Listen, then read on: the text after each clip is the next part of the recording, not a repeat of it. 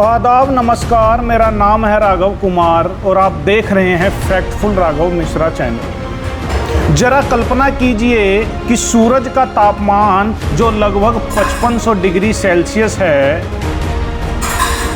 उस आग के गोले पर कोई कहे कि वहाँ पर नदियाँ बहती है, पेड़ पौधे हैं, बाग बगीचे हैं और तो और वेदों की कक्षाएं भी वहाँ पर होती हैं।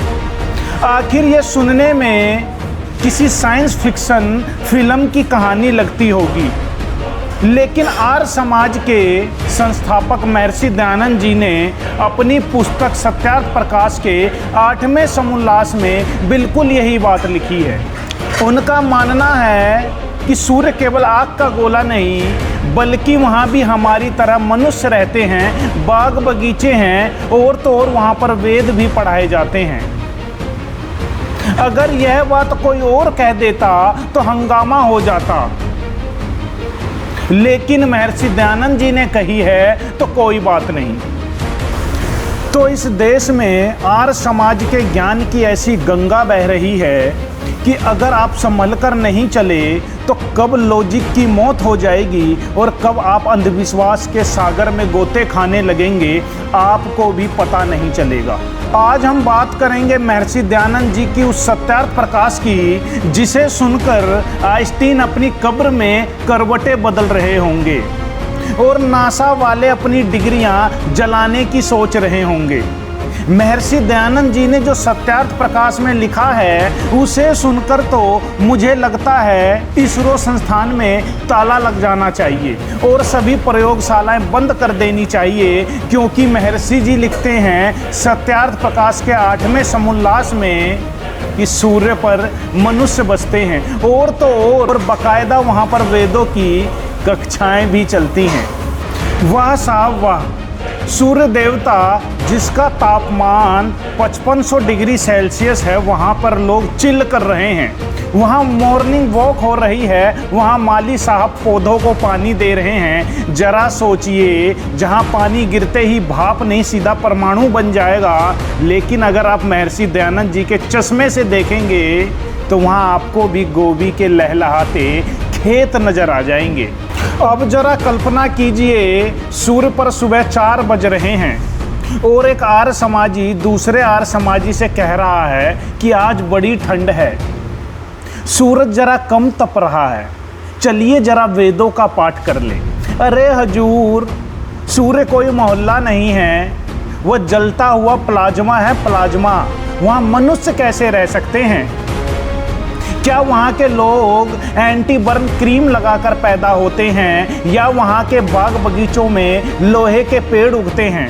महर्षि दयानंद जी ने तो लिख दिया, लेकिन उनके अनुयायी आज भी इसे परम सत्य मानकर तर्क की बलि चढ़ा देते हैं। विज्ञान कहता है कि सूरज पर पैर रखते ही आप राख का ढेर भी नहीं बचेंगे, और यहाँ दयानंद जी द्वारा अनुवादित सत्यार्थ प्रकाश में दावा है कि वहाँ बाकायदा सभ्यता फल फूल रही है। ये तो वही बात हुई कि कोई कहे कि नरक में एयर कंडीशनर लगा है, आइए आराम फरमाते हैं। साहब, विडंबना तो देखिए, जब हम ऐसी बातों पर सवाल उठाते हैं तो कुछ बुद्धिहीन तर्कहीन आर्य समाज के आचार्यगण कहते हैं हमारी भावनाएं आहत हो रही हैं। अरे भाई, भावनाएं अपनी जगह है और भूगोल अपनी जगह रहेगा ना। मैं आर्य समाज के लोगों से पूछना चाहता हूं कि सूर्य पर वेद पढ़ाए जा रहे हैं, तो ये बताइए वहाँ मास्टर जी कौन है? वहाँ की लाइब्रेरियों में किताबें जलती क्यों नहीं? क्या वहाँ की स्टेशनरी की दुकान पर आग बुझाने वाला जो सिलेंडर है वह मुफ्त में मिलता है? महर्षि दयानंद जी ने अंधविश्वास के खिलाफ लड़ाई लड़ी, लेकिन शायद ये वाला पन्ना लिखते वक्त हो सकता है उन्होंने कुछ अधिक मात्रा में भांग का सेवन कर लिया हो और लिख दिया हो कि सूर्य पर मनुष्य रहते हैं। अब यह सुनकर कुछ लाल कपड़े वाले कबूतर आहत ना हो जाएं कि महर्षि जी के बारे में कैसे बोल दिया कि वह भांग खाते थे। तो यह उन्हीं की जीवनी में लिखा है, थोड़ा पढ़ लीजिएगा। अंत में आर्य समाज के बुद्धिजीवियों से बस इतना ही कहूंगा कि महर्षि दयानंद जी का चश्मा उतार कर कभी दूरबीन से भी देख लिया कीजिए। सूर्य ऊर्जा का स्रोत है, कोई टूरिस्ट डेस्टिनेशन स्थल नहीं है कि वहां जाकर आप वेदों की क्लास लेंगे।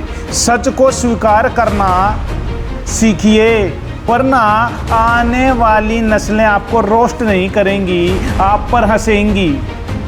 और इसी तरह की बहुत सारी मनगढ़ंत बेतुकी लॉजिकलेस बातें जो सत्यार्थ प्रकाश में लिखी हैं महर्षि दयानंद जी ने, उसे संत रामपाल जी महाराज जी ने टेलीविजनों पर दिखाया था।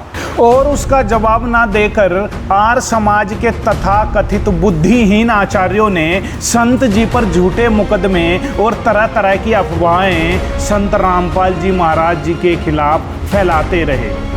खैर छोड़िए, संत रामपाल जी महाराज पर लगे हुए तमाम मुकदमे आज उच्चतम न्यायालय में झूठे सिद्ध हो रहे हैं और संत रामपाल जी पर लगे झूठे 15 केसों में से लगभग 14 केसों में संत रामपाल जी महाराज जी बरी हो चुके हैं।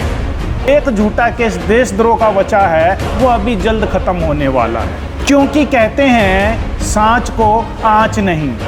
लेकिन महर्षि दयानंद जी के सत्यार्थ प्रकाश का क्या करें, उसमें लिखी बातें दिखा भी नहीं सकते, छुपा भी नहीं सकते और मिटा भी नहीं सकते, क्योंकि महर्षि दयानंद जी का जो साम्राज्य है, जो दुकान है, उस पे ताला जो लग जाएगा। इसका आखिर इलाज क्या है, यह बात तथाकथित आर्य समाजियों को समझनी पड़ेगी, विचारनी पड़ेगी। तो आज के लिए बस इतना ही। देखते रहिए फैक्टफुल राघव मिश्रा। और हाँ, अगली बार आर्य समाज के कुछ लोग जो सत्यार्थ प्रकाश का पठन पाठन करते हैं, वे जब सूर्य को देखें तो हेलो जरूर बोलें। शायद कोई वेदों का मंत्र पढ़ता हुआ मनुष्य आपको हाथ हिला दे। धन्यवाद भाई, मजा आया। और मैं ये जो मजा है हिंदुस्तान के हर व्यक्ति को देना चाहता हूं।